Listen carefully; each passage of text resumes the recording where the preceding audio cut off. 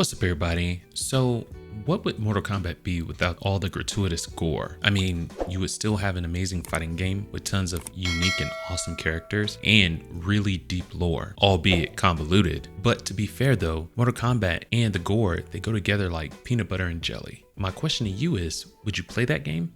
Would you watch someone stream that game? Go ahead and leave all the answers in the comments. I only ask because this may become an option that Ed Boon, the co-creator of Mortal Kombat, is considering so that it's more streamer friendly and it complies with streaming terms of service. And I assume for YouTube, because the way I understand it, you're more than okay to stream it on Twitch. They adhere really closely to the ESRB ratings and it's not on the banned game list. So we'll take a look at his comments together.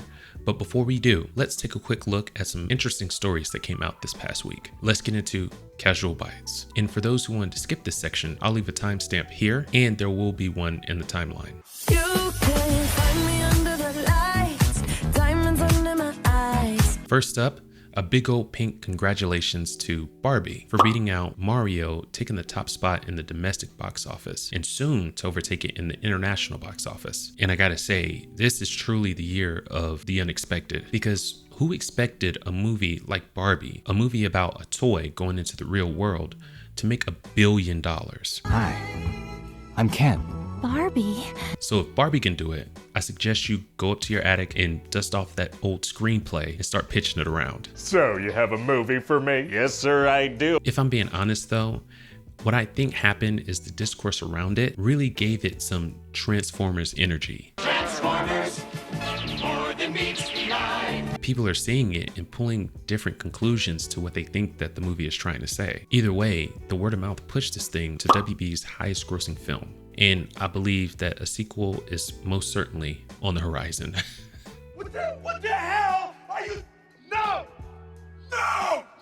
So officially announced back in March of last year, here's what we know about I Am Legend 2. Will Smith is set to return and he'll be starring alongside Michael B. Jordan. Well, I'm glad to be here. Thanks for waiting on me. I'm here now. Francis Lawrence, the director of the original back in 2007, is supposedly in talks, but none of that has been confirmed yet. With the director on the fence, there is one glowing problem with this idea. Now, how in the world are they supposed to make that work? Look, I'm all about continuing a great story and building out the world and creating depth with protagonists that are compelling and layered. But if this project ever makes it out of the beginning stages, there's one thing they need to change. Will Smith cannot come back. It just makes things confusing and it cheapens how good the first one was. And it was freaking phenomenal. The best thing I've ever seen since long time. And sticking along those lines, apparently Emily Blunt is really keen on making an Edge of Tomorrow 2. There's even a script that's been written up that she has read from the original director. Have you ever read a script? Yeah. You have.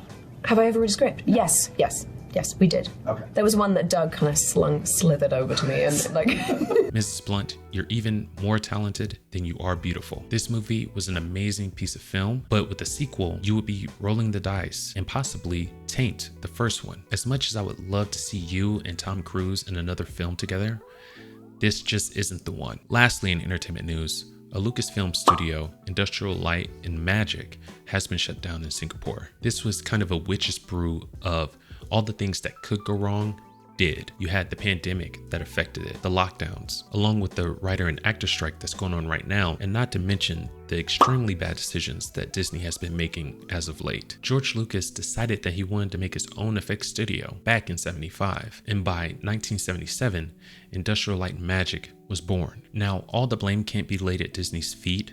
There's a lot of stuff that was circumstantial, but with all this put together, they're slowly dissolving these once great companies. But with the likes of Disney looking like they're reaching the tail end of their success, this truly proves that no company is too big to fail. Switching gears into gaming, we start with PlayStation increasing the price of PlayStation Plus. On the one hand, you have customers that are like this. What is left?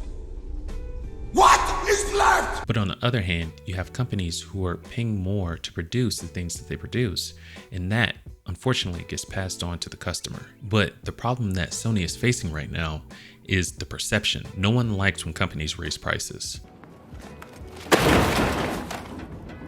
that will for sure have a negative impact on them. Who's to say how big that impact will be, but I'm sure that you might have some people that are not renewing their PlayStation Plus subscription next month. And this really makes me think about that news article that came out about this Turkish guy who paid like $1,300 to continue his subscription into 2050. He is like the only one that's coming out on top in all this. Moving right along, we do have a release date for Black Myth Wukong. The Souls-like Monkey King game is set to release next summer. It looks like it won't be available on last-gen consoles, but it will be coming to the PS5, Xbox Series X and S, and PC. So if you haven't made the switch yet, maybe it's that time to reconsider. We will destroy your champion, Liu Kang. He will taste no victory. And now, let's talk about Ed Boon and his comments about a streamer-friendly Mortal Kombat. So we got this one coming from Dextero, Mortal Kombat creator, open to removing NK1 gore so streamers can monetize content. So violence and gore are synonymous with Mortal Kombat and have been since the game's inception in the 90s. With its gruesome fatalities, but that could be changing a bit. Twitch streamers and content creators looking to make money off the game might have some trouble thanks to the gore making it difficult to monetize. And that's the biggest thing. And as far as I know, Twitch, they don't have a problem, but you know, YouTube definitely does. But if you are a Twitch streamer and you're having trouble monetizing, definitely leave that in the comments. I would love to have that information to be pushed out, you know, if it is an issue on Twitch. But moving on, in a recent interview, Ed Boon addressed streamers' concerns and explained that balancing violence while maintaining the game's identity can pose a dilemma. And he's absolutely right about that point. Streamers and these gaming companies, they have a symbiotic relationship. Streamers, they use these games to entertain, and the gaming companies, they benefit from this because they get tons of free advertisement. And if you're going to do that, you do want your game represented in a good light and accurately, right? So speaking with IGN, Boon was asked if he'd ever consider a streamer safe mode with without blood in order for content creators to make money off their gameplay. Let's say we have a mode that turned off all the blood or something, or didn't have fatalities or something like that. Part of the definition of Mortal Kombat is those things. And so to strip away an entire layer of it, do we really want to be the main representation that is of the game online, he pondered. Right, exactly. Obviously, having a goreless online version of the game could alienate a lot of players who have grown accustomed to Mortal Kombat's over-the-top bloody fights. However, while Boon isn't totally against the streamer mode, finding the right balance poses some challenges. No kidding.